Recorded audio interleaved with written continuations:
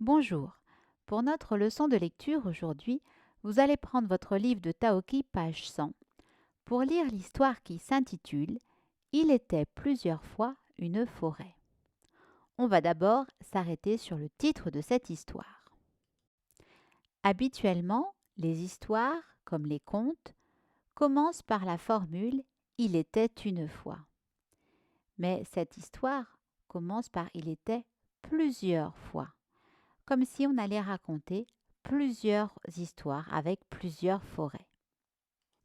Comme à chaque fois que l'on lit ou qu'on écoute une histoire, on va se demander qui sont les personnages de l'histoire, où se passe l'histoire et quels sont les différents objets importants dans cette histoire. Essaye de lire tout seul la page 100. Voici ce qu'il fallait lire. Il était une fois une forêt.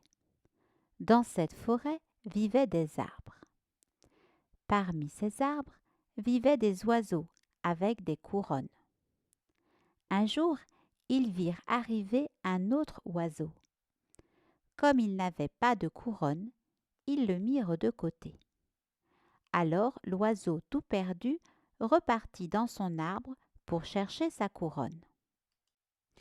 Tu vas maintenant essayer de répondre aux questions suivantes. Quels sont les personnages de cette histoire? Où se passe cette histoire? Et quels sont le ou les objets importants de cette histoire? Les personnages de l'histoire sont des oiseaux. Il y a les oiseaux avec des couronnes et un nouvel oiseau sans couronne. L'histoire se passe dans une forêt. Et l'objet important, c'est la couronne. Continuons avec la suite de l'histoire. Quand il revint avec la couronne, il passa inaperçu. Il pouvait maintenant aller et venir à sa guise. Il était une nouvelle fois la forêt dans laquelle vivaient les oiseaux avec les couronnes. Un jour, il vit revenir l'oiseau qui était parti chercher sa couronne avec un chapeau. Avec ce chapeau, l'oiseau pouvait commander la forêt en entier. Il ne savait pas où donner de la tête. Alors, l'oiseau tira son chapeau, jeta sa couronne et toute la forêt l'imita. Pour bien comprendre cette histoire, il faut d'abord regarder ce qu'il y a écrit dans le cadre bleu en haut à droite.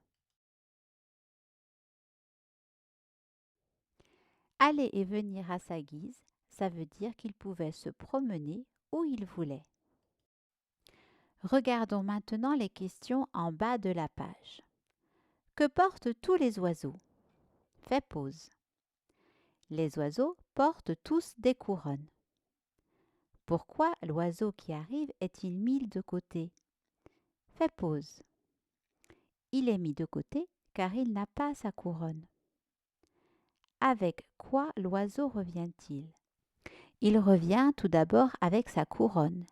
Et là, il est un oiseau parmi les autres. Puis il revient avec un chapeau. Que peut faire l'oiseau avec le chapeau? Fais pause.